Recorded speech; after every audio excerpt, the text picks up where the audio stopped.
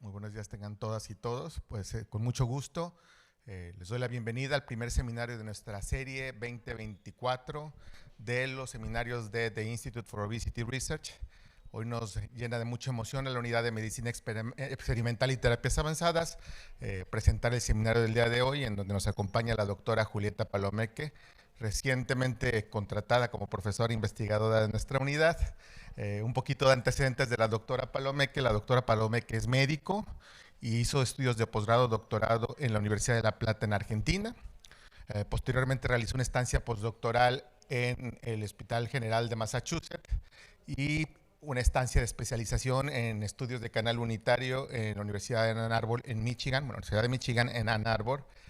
La doctora ha hecho producción muy importante de trabajos en revistas Q1, más de 30 artículos muy relevantes en el área, particularmente sobre los mecanismos que controlan la excitación y contractilidad en condiciones fisiopatológicas, ya sea isquemia, reperfusión. Y en los últimos años ha trabajado muy importantemente en temas del corazón prediabético y las características que tiene para generar arritmias y cambios importantes. Pues la doctora Palomeque se incorpora recientemente, ha sido profesora de la Universidad de La Plata por más de 30 años y recientemente profesora titular también en la misma universidad, ahora profesora investigadora de nuestro instituto. Y pues bienvenida por doble para este seminario y por supuesto también a México. Apenas un mes creo que cumple tu llegada, pues muchas felicitaciones y pues muchas gracias por aceptar este seminario. Bienvenida y es todo tuyo el espacio. ¿Ahí está prendido? Ok. Bueno, hola, buenos días. Gracias por estar acá, a los que están acá sentados y a los que están detrás de la cámara. Bueno, voy a hablarles un poquito del rol de los estrógenos en la respuesta cardíaca al estrés metabólico. Pero quería introducirlos con, dentro del estrés metabólico, una de las enfermedades más conocidas es la diabetes mellitus, que como ustedes pueden ver en este mapa, ¿sí? La proyección del aumento de esta enfermedad es enorme y sobre todo afecta países pobres. Entonces es una enfermedad que tiene un importante factor social, por lo cual debemos tener una conciencia y tratar de ver cómo podemos prevenirla y de los mecanismos que llevan al deterioro de órganos blancos, porque además es una enfermedad que afecta a la población en su edad productiva, y esto causa serios problemas para las sociedades desde el punto de vista económico. No solamente porque esa persona enferma se vuelve improductiva, sino porque también genera costos en el sistema de salud muy importantes. Bueno, la diabetes mellitus es la deficiencia en la utilización de la glucosa por los tejidos, ya sea por la falta de secreción de insulina o por la resistencia de los tejidos a la misma. ¿Sí? O funciona mal el páncreas, que es la diabetes mellitus tipo 1, o funciona mal su receptor, que es la insulinoresistencia, y por más que se libere insulina, esta no puede actuar ejerciendo su efecto. Hay factores de riesgo para diabetes tipo 1 no modificables, que bueno, en eso poco podemos incidir, pero también es notorio cómo, bueno, las razas suelen vincularse con personas de la misma raza, los obesos suelen vincularse entre sí, los diabéticos suelen vincularse entre sí. Entonces ese entorno, que sigue siendo un factor social, lleva a un peso genético adicional, ¿no? Bueno, y por otro lado tenemos otros factores modificables como el sobrepeso, la obesidad, el sedentarismo, la intolerancia a la glucosa o la glucosa aumentada en ayunas, síndrome metabólico, hipertensión arterial, tener bajo el colesterol bueno, que es el HDL, hipertrigliceridemia, factores dietéticos, ambiente intrauterino e inflamación. Y acá quería sobresaltar este grafiquito en donde nosotros podemos actuar como sociedad o como individuos, que son los factores modificables que para mí son los más importantes porque llevan a todos los demás, que es el sobrepeso, la poca actividad física y la alimentación poco saludable. Y estos factores se interrelacionan fuertemente entre sí, es decir, la poca actividad física lleva al sedentarismo lleva al sobrepeso y a la obesidad, pero además las personas con sobrepeso tienen poca tolerancia al ejercicio, entonces recaen en el sedentarismo. La alimentación poco saludable es uno de los factores principales que determina la obesidad y el sobrepeso, pero a su vez este tipo de alimentación genera patrones adictivos, por lo cual aquella persona que tiene sobrepeso y obesidad recae nuevamente a esa alimentación poco saludable. El sedentario no tiene ganas de cocinar, así que se va a ir a comprar una comida rápida, fácil y barata. Y esto también está promovido por la sociedad para que todos consumamos de esta manera. Por otro lado, ¿cómo? Ah, ok, ahí. Okay. Por otro lado, el tejido adiposo, ¿sí?, de una persona esbelta, cuando se produce la ganancia de peso, cambia sustancialmente en su composición celular y comienza a liberar sustancias proinflamatorias. En este sentido, me gustó mucho esta diapositiva que encontré en un paper, en donde vemos que el tejido adiposo del obeso, ¿sí?, es un tejido proinflamatorio en donde libera citoquinas, adipoquinas, quimioatractantes y donde se empiezan a producir cambios en las células como apoptosis. Este tejido disfuncional, tejido graso disfuncional, viene desde las grasas que consumimos en la dieta, que genera también hipoxia porque crece y no crece a la misma velocidad que lo que crece la vasculatura de ese tejido, ¿sí? Y además tiene una senescencia más acentuada que el tejido delgado o de una persona delgada. Esto conduce a la liberación de sustancias proinflamatorias, como vemos acá, y esta inflamación va a generar insulinoresistencia. La insulinoresistencia entonces es que se libere insulina, pero ese receptor de insulina de los tejidos, fundamentalmente el músculo esquelético y cardíaco y el tejido adiposo, no van a responder a esa insulina. Dentro de las alteraciones que podemos encontrar de órgano diana en la diabetes mellitus está la miocardiopatía diabética. La diabetes tiene complicaciones microvasculares en retina, riñón, nervios y macrovasculares como accidente cerebrovascular, infarto agudo de miocardio, vasculopatía periférica, pero además está la miocardiopatía diabética, que es una entidad propia del corazón, del miocito cardíaco, y que es independiente de otras comorbilidades como hipertensión u obesidad y que genera en un principio disfunción diastólica y luego, con el avance y la progresión de la enfermedad, disfunción sistólica y finalmente insuficiencia cardíaca. Entonces, para detectar o prevenir esta epidemia de diabetes, ¿sí?, lo que tenemos que hacer es detectarla a tiempo, además de tener o cambiar el comportamiento de la sociedad, ¿no? Es decir, en la sociedad tenemos una sociedad de consumo en donde se promueve el consumo de una alimentación poco saludable, el sedentarismo, y eso lleva a ese círculo vicioso que ya estuvimos viendo. Entonces, para detectar la prediabetes tenemos ciertos valores de glucosa en ayunas, del test de tolerancia oral a la glucosa y de la hemoglobina glicosilada, en donde estos serían los valores donde deberíamos estar en alerta. Sin embargo, la prevalencia de prediabetes es desconocida debido a la falta de diagnóstico, por faltas de políticas de screening y a la ausencia de sintomatología precisa. Sin embargo, en este estadio ya el corazón está afectado. Esto es para mí seriamente preocupante, la falta de screening, porque, no sé, en Argentina, por ejemplo, el test de tolerancia oral a la glucosa solo se hace en personas, en mujeres embarazadas. Si no, no se pide de rutina de ninguna manera. Y es una de las maneras de detectar prediabetes. En general, si uno tiene una glucemia en ayunas de estos valores, se lo cita a los 6 meses, el reclutamiento de esos pacientes ya es dificultoso.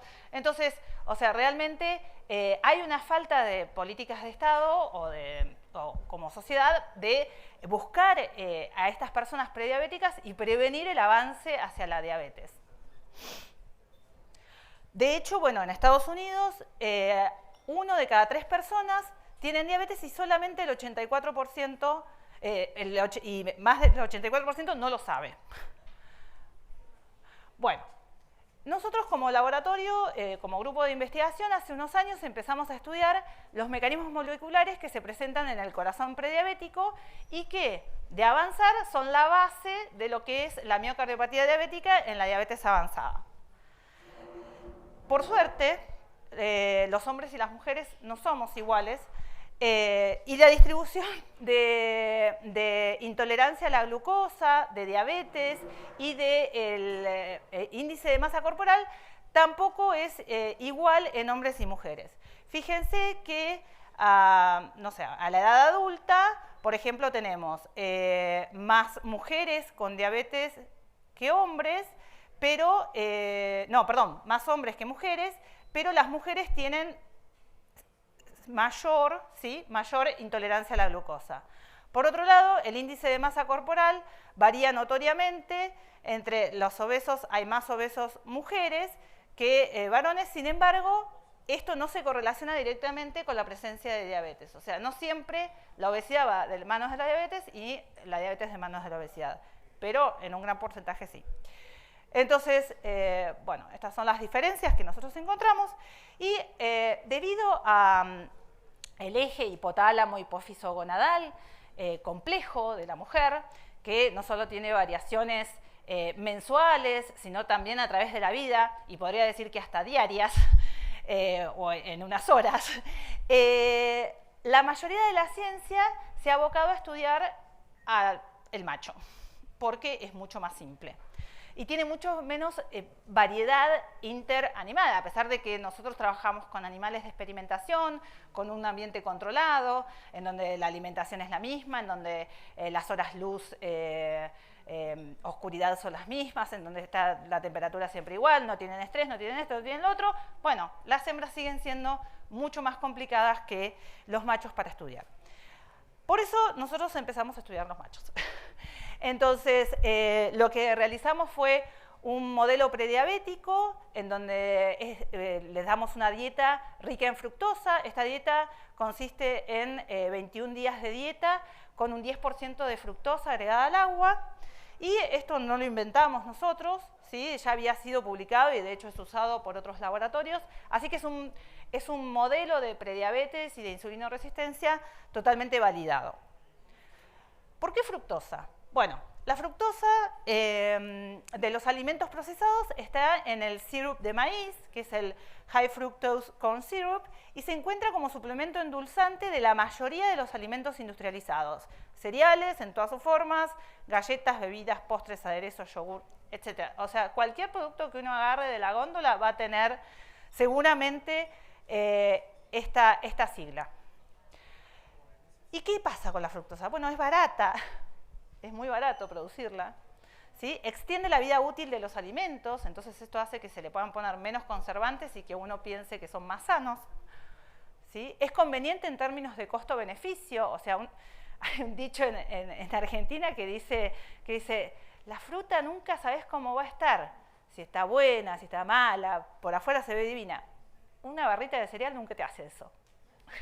O sea, no falla, vas a invertir en algo que te guste, que estás seguro que es rico, que está en buen estado. Bueno, tiene un alto componente adictivo a nivel de circuitos cerebrales, es placentero y no produce saciedad, por lo que promueve el mayor consumo, ¿sí? Entonces, además, la fructosa, una vez ingerida, nos altera la barrera intestinal, ¿sí? Y nos produce una disbiosis, es decir, un cambio de nuestra flora microbiana intestinal, y esta alteración de la barrera y disbiosis favorecen el pasaje de distintos componentes bacterianos hacia nuestra circulación general, y además en el hígado es metabolizada a fundamentalmente metilglioxal, que es un producto de glicosilación avanzada, ¿sí? Y estos productos de glicosilación avanzada lo que hacen es modificar las proteínas en su estructura y alterar su función.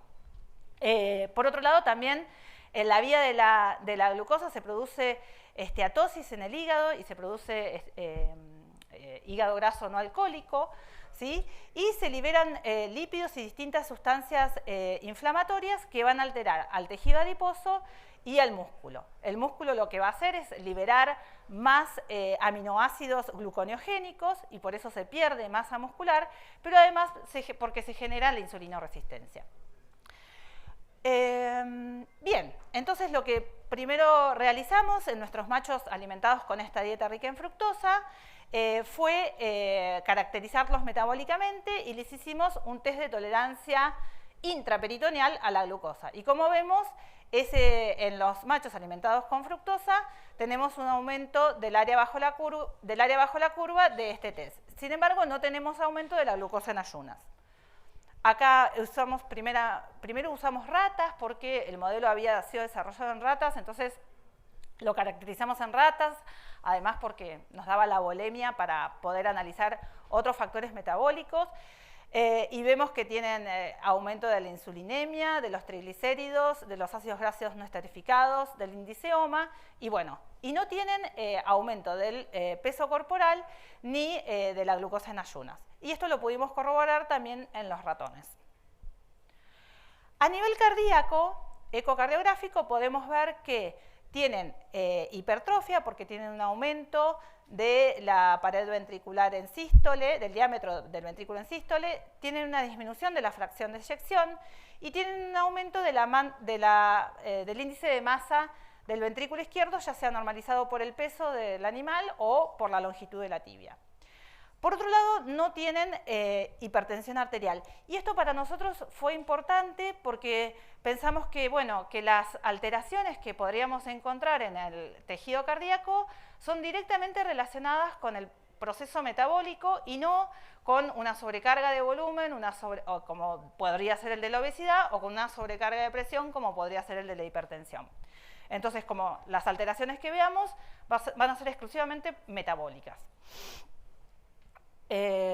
Bien, y acá me voy a detener un poquito a hablarles del acoplamiento éxito contráctil. Muchos ya lo conocen, pero quizás otros no tanto, porque me voy a meter ahí adentro para mostrarle algunos resultados. El acoplamiento éxito contráctil es lo que acopla la excitabilidad de la membrana cardíaca, de la membrana de un miocito, con la contractilidad que se produce en el interior del miocito. Una vez que llega un potencial de acción a la membrana, ¿sí? Se abren canales de sodio que permiten la apertura de canales de calcio, voltaje dependientes. Estos canales de calcio producen la liberación desde los reservorios de calcio intracelulares, que es el retículo sarcoplasmático, a través de los receptores de reanodina. Esta salida masiva de calcio del retículo sarcoplasmático es la que produce la contracción. Una vez que se produce la contracción, para la relajación debemos disminuir nuevamente el calcio citosólico y para eso es recapturado por esta proteína que se llama cerca, que es regulada por otra proteína más chiquita que se denomina fosfolamban. También parte del calcio citosólico es extruido de la célula por el intercambiador sodio-calcio, que es un intercambiador electrogénico, es decir, que por cada calcio que saca, mete 3 moléculas de sodio ingresando una carga positiva. Esto va a ser importante cuando describamos las arritmias. Otra parte es recapturada por la mitocondria y esto también es importante porque el calcio es necesario para las deshidrogenasas para producir ATP, pero mucho calcio es perjudicial ya que activa caspasas y vías de apoptosis. Y otra pequeña cantidad es extruida por la calcio ATPasa de membrana. En esto es muy importante la actividad de esta quinasa, que es la quinasa dependiente de calcio y calmodulina, ya que tiene acción sobre fosfolamban, es decir, al fosforilar fosfolamban, acentúa la actividad de la cerca, también fosforila los canales de reanodina y eso hace que el canal pueda liberar mayor cantidad de calcio o incluso calcio durante la diástole.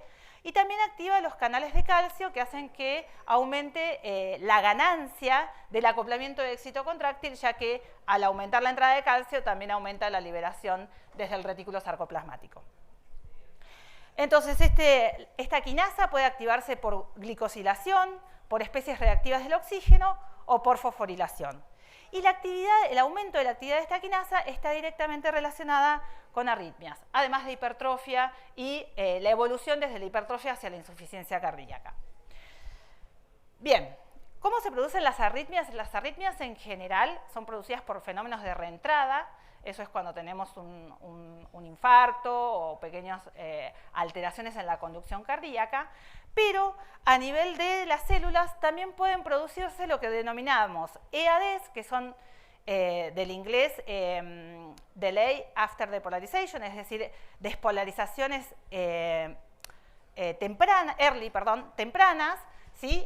Que se producen antes de que el potencial de acción termine.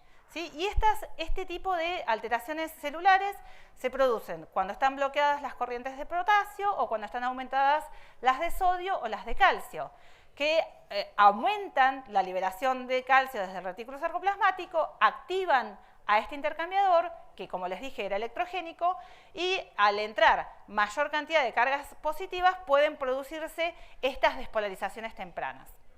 Por otro lado, tenemos las despolarizaciones tardías, o DADs, Delay After Depolarization, que se producen fundamentalmente por un aumento de la actividad del canal de reanodina.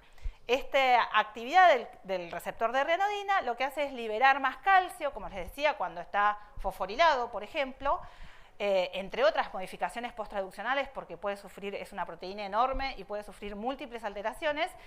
Pero cuando su actividad está acentuada, la liberación de calcio es mayor y se va propagando de canal a canal e incluso desde un retículo sarcoplasmático al otro, y eso hace que aumente la actividad de este intercambiador sodio-calcio, que al aumentar la entrada de cargas positivas puede producir una despolarización tardía, es decir, después de que se haya completado el potencial de acción, que si supera el umbral de excitación va a producir un potencial de acción espontáneo.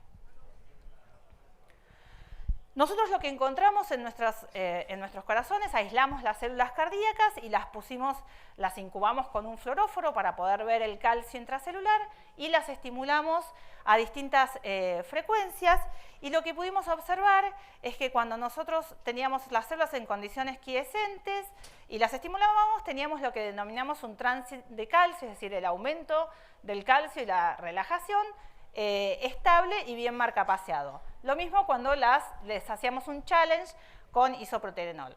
Ahora, en aquellas células que provenían de animales alimentados con fructosa, teníamos aumentos de calcio durante la quiescencia, es decir, cuando las células no estaban estimuladas, y también lo que podíamos ver era que los transitorios de calcio no tenían la misma cinética, ¿sí?, como vemos en estas condiciones controles, sino que empezaban a tener algunos aumentos previos al estímulo eléctrico. Y esto se acentuaba cuando eran estimulados con isoproterenol. También lo pudimos ver por microscopía confocal, en donde vemos que en los controles hay una cantidad de lo que se denominan chispas de calcio, que son liberaciones aisladas de los canales de reanodina y que se ven como estos puntitos más claros, pero que en las células que provenían de los animales tratados con fructosa había unas liberaciones masivas de calcio que se ven en estas zonas más amarillas, verdes a rojas, y que incluso podían provocar una despolarización y una contracción espontánea, como vemos en esta muesca que se ve aquí en esta foto. Fuimos a analizar cómo estaba nuestra quinasa en cuestión, que era la quinasa dependiente de calcio y calmodulina, y vimos que había un aumento de la fosforilación de esta quinasa con respecto a la expresión total. Y también había un aumento significativo de su target, el residuo treonina 17 de fosfolamban, que era esa proteína que yo les había mostrado en el acoplamiento excitocontráctil, que es target directo de la CAM kinase 2 o calcio-calmodulina quinasa. Por otro lado, no vimos alteraciones en la expresión ni de la proteína, ni de fosfolamba, ni de cerca. Además, cuando utilizamos un bloqueante específico para la quinasa dependiente de calcio y calmodulina, podemos ver que no se producen estas liberaciones espontáneas de calcio, y sí cuando usamos el análogo inactivo, ¿sí? Vemos que son iguales que cuando, como las que teníamos anteriormente. Fuimos a averiguar cómo se estaba activando esta quinasa, y lo que pudimos observar es que había un aumento del estrés oxidativo detectado por TBARS o reacciones al ácido tiobarbitúrico, y también por el aumento de lucigenina, que es otro método para ver especies reactivas del oxígeno. Y pudimos ver que la actividad de la quinasa dependiente de calcio y calmodulina estaba aumentada por oxidación. Usamos un anticuerpo específico contra la quinasa oxidada y vimos que estaba aumentada. Más importante es que cuando una célula tiene eventos arritmogénicos o liberaciones espontáneas de calcio, ¿no es cierto?, puede desencadenar un potencial de calcio, un potencial de acción espontáneo, ectópico, prematuro, EADs, DADs, todo esto que les expliqué. Pero si es una célula aislada, el corazón, en el corazón hay una contención eléctrica que permite que esa célula aislada se quede con su evento arritmogénico y no pase nada. Ahora, cuando ese evento arritmogénico pasa de célula a célula o pasa en un foco de muchas células, puede generar una arritmia. Entonces, no siempre los eventos arritmogénicos generan arritmias.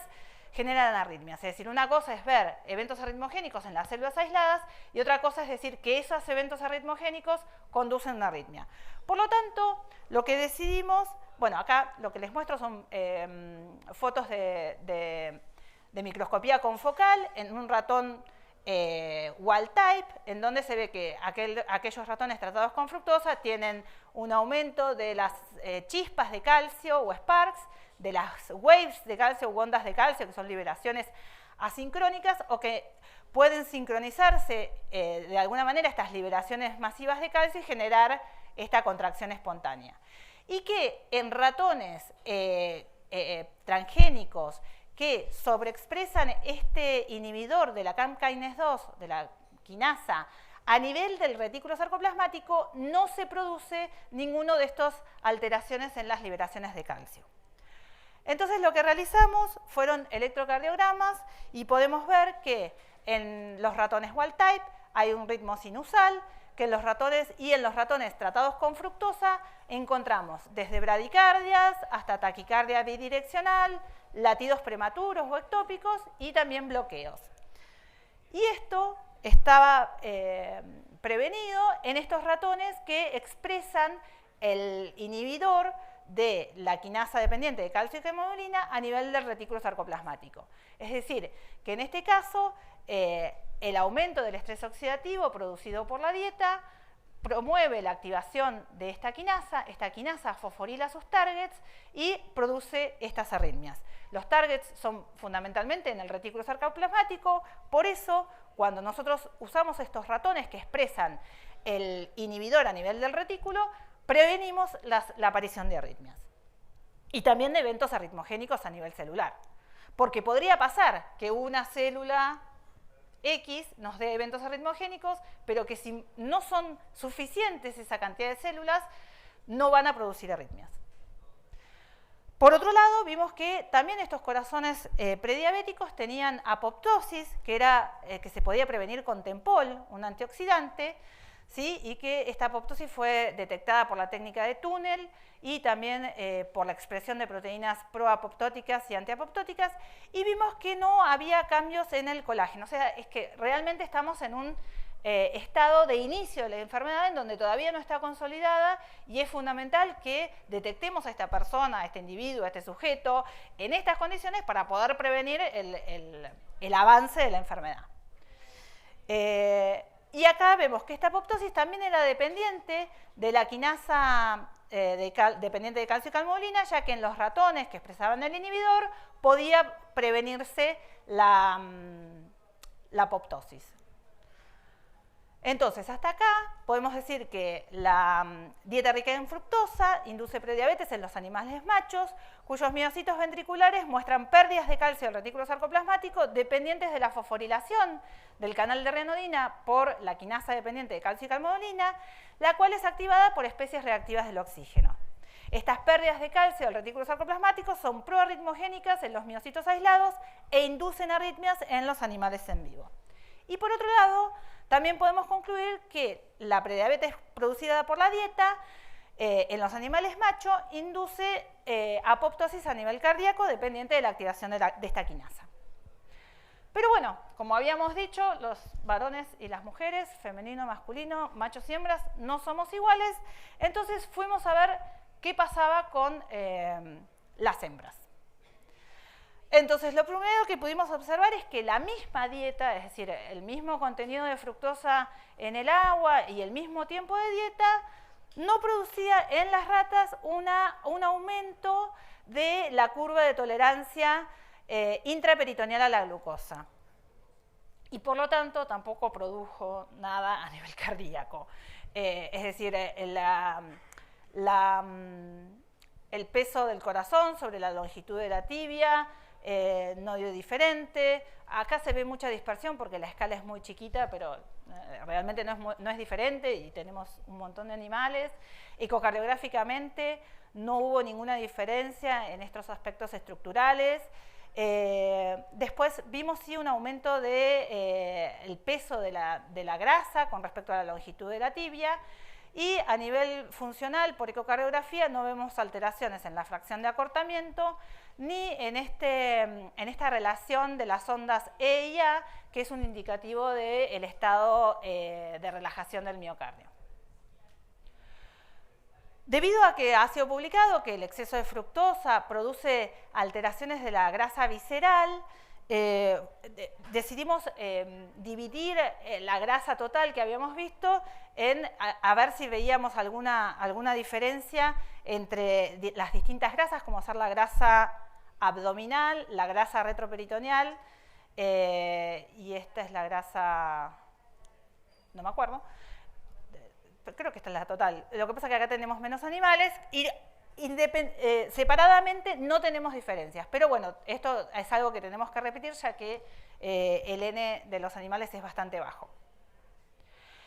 Por otro lado, repetimos de nuevo en ratones, porque es nuestro modelo de experimentación, ya que contamos con algunas líneas transgénicas y que, de hecho, bueno, son animales de laboratorio más manipulables en términos de los aparatos o de la aparatología que necesitamos para estudiarlos, ¿sí? Después la muestra no es amena, porque siempre es muy chiquita. Y vimos que tampoco tenían un aumento de la tolerancia intraperitoneal a la glucosa y tampoco tenían alteraciones cardíacas. O sea, se comportaban de la misma manera que las ratas.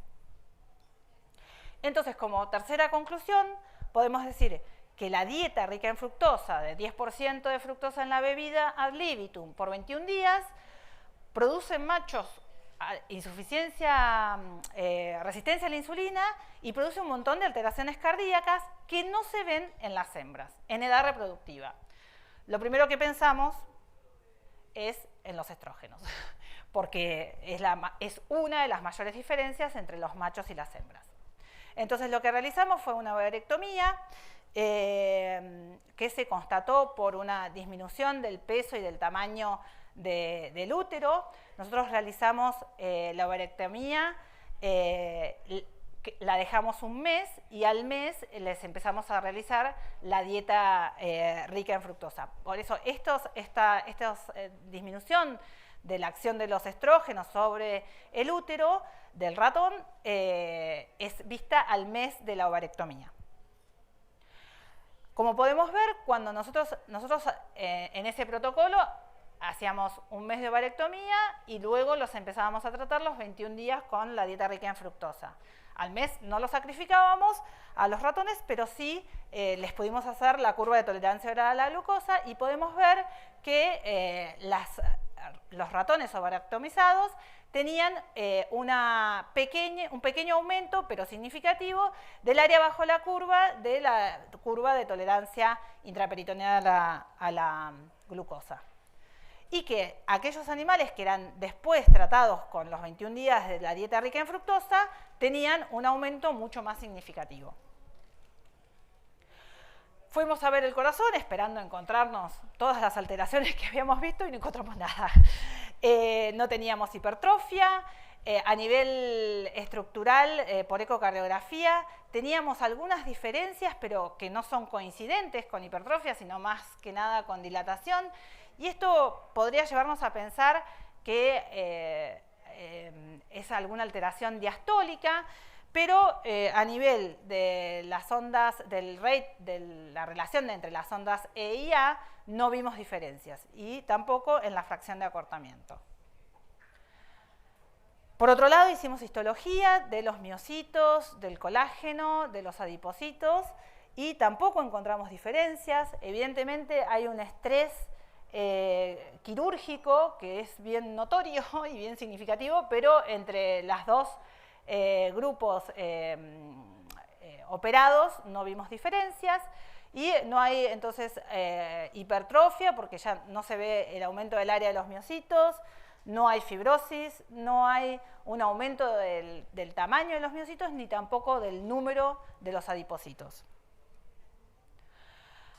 Realizamos experimentos en células aisladas y les realizamos un challenge de frecuencia cardíaca. En realidad es una frecuencia de estimulación que nosotros podemos setear en el equipo para estimular los miocitos, y acá podemos ver que si bien los miocitos SHAM parecen tener, pero esto no es significativo aún, parecen tener mayor amplitud del transitorio de calcio, ¿sí? A medida que se va aumentando la frecuencia, responden de manera similar tanto los miocitos que provienen de animales SHAM como de animales ovarectomizados. Por otro lado, también les hicimos un challenge con isoproterenol y los dos grupos responden de manera igual. O sea, la verdad es que no hay nada o no encontramos nada. Entonces, es decir, ¿qué es lo que está pasando, ¿no? Las hembras no se comportan igual, parecen estar protegidas, sin embargo, cuando se las insulta con la dieta rica en fructosa post-ovarectomía, tienen un estado de resistencia a la insulina que se ve por el aumento, por la intolerancia a la glucosa en el test de tolerancia, ¿sí? Y sin embargo, esa insulinoresistencia no está provocando lo que provocaban los machos. Es decir, algo las está protegiendo de esta falta de este insulto metabólico. Como nosotros las dejábamos un mes nada más post-ovarectomía, pensamos que que este tiempo era poco, a pesar de que vimos una disminución del tamaño de los úteros y del tamaño y del peso. Dijimos, quizás, y de hecho en la mujer la menopausia no es una cosa que se instale de un día para el otro, sino que tarda años en instalarse. Entonces decidimos ver en unas ratas qué pasaba con la menopausia que nosotros denominamos tardía, que era analizar las ratas luego de 10 semanas de ovarectomía. Lo que pudimos ver en estas ratas es que sí tienen de nuevo una intolerancia a la glucosa, ¿sí? Pero a nivel cardíaco no tienen nada. O sea, no tienen hipertrofia determinado por el peso del corazón sobre la longitud de la tibia. A nivel ecocardiográfico no tienen nada de alteraciones estructurales, y funcional no tienen alterada la fracción de acortamiento ni la relación de las ondas EIA, aunque pareciera que hay un aumento de esta relación. Entonces, como cuarta conclusión, podemos decir que los estrógenos intervienen en la resistencia a la insulina, pero no en las alteraciones cardíacas que esta condición genera en los machos. Bueno, tenemos que pensar en otras hormonas sexuales, porque, o sea, la diferencia entre varones y mujeres básicamente está dada por nuestros ejes hormonales. Entonces, pensamos que puede ser que al no tener estrógenos aumente FSH y LH y también la hormona liberadora de gonadotrofinas, pero también puede ser que haya una alteración en la testosterona, que es una de las grandes variaciones que hay entre hombres y mujeres. Entonces, esto queda pendiente, lo tengo en mente, pero fuimos a estudiar qué pasaba con la testosterona. Y ¿por qué la testosterona? Porque, es parte del metabolismo de los andrógenos y porque se ha visto que en varones que sufren gonadectomía por cáncer de testículo, cáncer de próstata, por castración química, lo que sea, tienen alteraciones en el acoplamiento éxito-contráctil del corazón. Es decir, la testosterona hace que disminuya la amplitud del transitorio de calcio, ¿sí? Disminuye los niveles de fosfolamban, de reanodina, de los canales de potasio, y todo esto también hace que aumente la duración del potencial de acción, que la duración del potencial de acción está íntimamente relacionada con las arritmias. Entonces, fuimos a analizar esto y lo que vimos es que en nuestro modelo de ratones, donde lo llamamos como con una privación temprana de estrógenos, porque los analizábamos al mes de haberles hecho la ovarectomía, no tenían diferencias en los niveles de testosterona, y aquellas ratas que habían estado 10 meses con la ovarectomía sí presentaban una disminución marcada y significativa, perdón, me olvidé el asterisco, de la testosterona. Ahora, si se acuerdan, creo que con esta se va para atrás, las ratas que tenían 10 meses de ovarectomizadas no tenían alteraciones cardíacas. Entonces, esto nos indica que la disminución de la testosterona tampoco sería la causa de una protección o un empeoramiento de la condición cardíaca, porque estas ratas no tienen nada a nivel cardíaco. Es decir, sigue habiendo otra hormona que es la que las está protegiendo de los daños cardíacos que produce la alimentación rica en fructosa y que genera insulinoresistencia. Entonces, como última conclusión, los niveles de testosterona no se modifican en la menopausia reciente instalación en hembras con la dieta, y sí disminuyen en animales luego de 10 meses de la ovarectomía. Sin embargo, los animales con ovarectomía de instalación tardía no tuvieron alteraciones cardíacas, por lo que los niveles de testosterona no serían relevantes para la función miocárdica en hembras. Bueno, esto no es más que repetir las conclusiones que fuimos viendo de a poco, lo que les quería comentar a todos es que estoy en busca de estudiantes, graduados, postdoc, interesados, colaboradores, etc. Así que quiero agradecer a la audiencia a través de la cámara, a ustedes que están acá presentes y a toda la gente que hizo posible todos los antecedentes que mostré, y a estas 4 personas que son los que hicieron los experimentos en las hembras que vimos ahora: Alonso, Juan, Cecilia y Paula. Muchas gracias.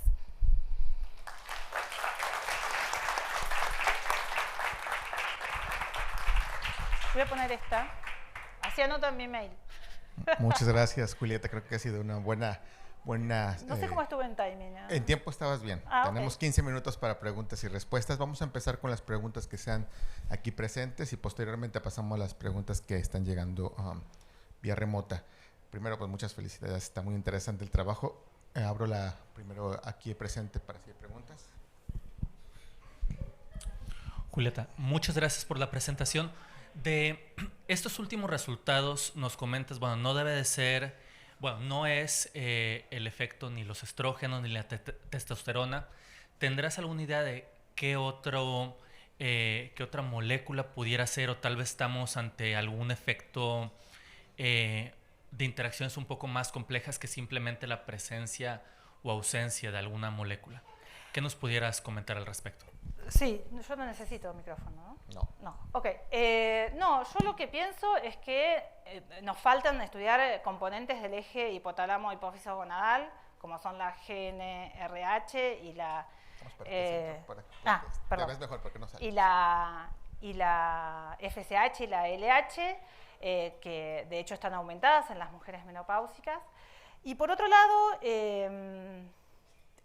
sí, seguramente puede ser otro componente que no sea hormonal. Es notorio que las mujeres posmenopáusicas aumentan de peso, aumenta su cantidad de grasa corporal, pero también también hay que tener muy en cuenta la evolución, porque la mayoría de las mujeres, de los humanos femeninos estudiados, tienen alrededor de 65 años o más. Y la menopausia se instala alrededor de los 50. Entonces, 15 años de diferencia es un montón. No solamente por las alteraciones endocrinas, sino por otros tipos de comorbilidades que pueden asociarse al 15 años de edad, ¿no es cierto? Y de hecho, si pasamos a mujeres más ancianas todavía, en general, justamente la masa grasa decae y entonces ahí ya habría que, no sé, es muy temporal, como dije, por eso se estudian machos, porque la mujer tiene estas fluctuaciones hormonales que se dan a lo largo de la vida, a lo largo de los meses y a lo largo del día y de las horas. Pero sí, claro, por supuesto que cualquier idea de qué puede ser, estoy abierta, porque la verdad es que yo estoy perdida. Gracias. Muy bien, gracias.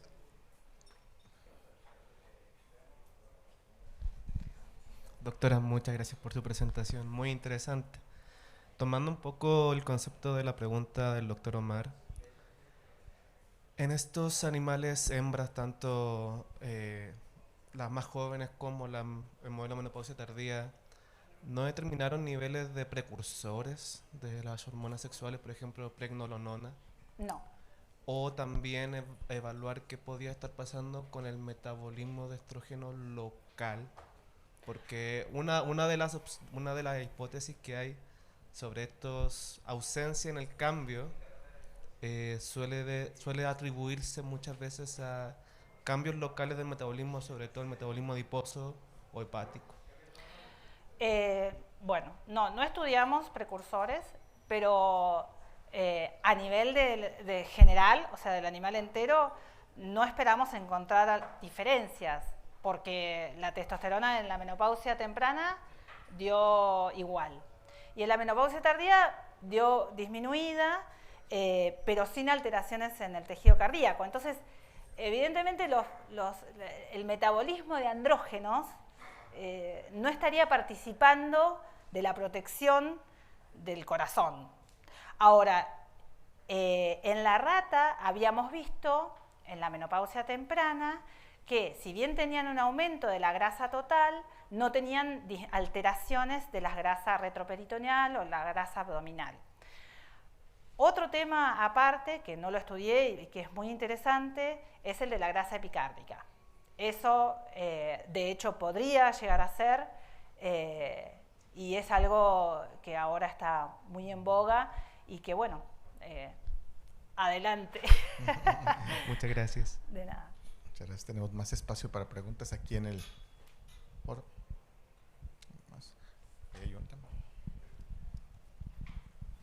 Hola, Julieta, gracias. Oye, me quedé pensando sobre pues que muchas vías interfieren en la inflamación, en la obesidad, calcio. Y en machos y hembras hay diferencia en el desarrollo en relación al envejecimiento, o sea, cuando ya se quitó esta etapa de juventud, digamos, ya se establecen como igual, como para pensar esto de la inflamación por envejecimiento que pudiera estar jugando ahí un papel. No lo sé, pero estoy segura que sí. O sea, hay que estudiarlo. Seguramente el macho tiene un estado inflamatorio mayor que la hembra. Por eso tiene las alteraciones que tiene, ¿no? pero independientemente de la juventud, es decir, yo creo que la dieta algo rica que en está- fructosa ajá. en el macho genera inflamación seguro, genera factores proinflamatorios y etcétera, etcétera, y la hembra de alguna manera está un poco más protegida. Es una sensación, ¿no? Pero habría que confirmarlo, pero estoy 95% segura. Gracias. ¿Alguna otra pregunta más aquí? Yo tengo un par de preguntas, ¿Sí? perdón, pero es que me brinca. Mira, yo no estoy completamente seguro del papel de la testosterona, porque creo que faltan experimentos. Mira, nos enseñas primero que los animales que tienen una ovarectomía muy reciente, pues no muestran cambios estructurales, e incluso cuando las insultas nuevamente con fructosa no muestran nuevamente nada. Pero si vi tus figuras en tu último lote de estas ratas que tienen mucho tiempo de progresión, no hiciste el reto adicional. No. Entonces, yo creo que ese es un punto bastante debatible en el sentido en el que estás viendo que en condiciones basales solo la ovarectomía a largo plazo te baja muy importantemente la testosterona y no hay cambios estructurales, pero el insulto propiamente de la fructosa, que es tu disparador para que veas los cambios asociados con las arritmias, no lo has visto. Entonces, yo no estaría completamente seguro que la testosterona no tuviera un rol. Para poder pensar que tuviera, definitivamente no pensar en un rol, yo tendría que ver ese grupo experimental con fructosa y ver que no aparezcan las arritmias que habías visto en el otro modelo, ¿no? No sé qué piensas. No, sí, que tenés razón. La verdad es que cuando nosotros empezamos a estudiar el modelo y empezamos a ver esta disparidad con respecto a otra gente que hacía ovarectomía o que hacía supresión de estrógenos o qué sé yo, que en donde veían alteraciones diastólicas, donde veían alteraciones de Lizzie Kaplan, todo eso nos llevó a pensar que, bueno, que nos faltaba tiempo, ¿no es cierto? O sea, que el tiempo de ovarectomía había sido corto.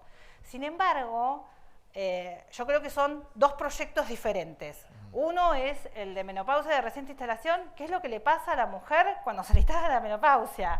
Y otro es el de menopausia tardía, que es lo que le pasa a la mujer con una menopausia establecida. Pero es decir, el aumento de eventos cardiovasculares que se ha estudiado en la población humana femenina es después. Entonces, pero nada se instala de un día para el otro. Entonces, nuestra idea es ver qué está pasando en esa evolución. De acuerdo, muchas gracias. Y justamente sobre esto tienen dos preguntas que tenemos aquí. Inés Fernández Gutiérrez pregunta, ¿esta investigación cómo puede ser aplicada en humanos? La idea sería hacer tratamientos con hormonas para reducir efectos cardíacos y metabólicos en la obesidad. Yo creo que es una pregunta compleja, pero pues... Sí, o sea, la terapia de reemplazo hormonal actualmente está muy discutida. Al principio fue un boom de bienestar, después fue censurada completamente porque causaba cáncer y ahora está de nuevo en revisión porque se ha visto que los estrógenos tienen un efecto benéfico, pero también cuando se dan, por ejemplo, hay estudios que indican que los estrógenos, el reemplazo hormonal con estrógenos es benéfico si se da recién instalada la menopausia durante los primeros 5 años de menopausia y que después ya pierden su efecto. Bueno, sí, claro, hay que estudiarlo. O sea, yo lo que creo es que hay que estudiar mujeres con menopausia de reciente instalación. O sea, que no es lo mismo que una señora que tuvo su menopausia hace 15 años. O sea, me parece que a lo que debemos apuntar es hacia la edad, no digo que a los 65 todavía una mujer es muy productiva, pero a los 50 es más todavía. Entonces, me parece que esa edad tenemos que apuntar a fortalecer la terapia y la prevención o la búsqueda de los mecanismos que van a producir que más adelante esa mujer tenga eventos cardiovasculares. Claro, claro. Entonces, da una ventana terapéutica en ese tiempo. También otra pregunta del público era si esa ventana terapéutica en dónde se encuentra. Entonces, pues definitivamente, probablemente muy cercana al inicio de la menopausia. Sí, lo que pasa es que ya te digo, la menopausia es un proceso que se va instalando en la mujer de a poco. Y incluso es muy variable entre una mujer y otra. De acuerdo. pues estamos más o menos en tiempo. ¿Tenemos oportunidad alguna otra pregunta aquí presente? No. Muy bien, pues yo creo que es una visión muy completa de lo que esperamos en los siguientes años escuchar de la doctora Palomeque con su investigación sobre el metabolismo, sobre el corazón prediabético y sobre el ritmo de arritmias en todos los mecanismos profundos que pueden ser importantes como blancos terapéuticos o como opciones incluso tan generales como el tratamiento hormonal. Muchas gracias de nuevo, Julieta, por esta Gracias presentación. a ustedes por la invitación. Agradecemos mucho.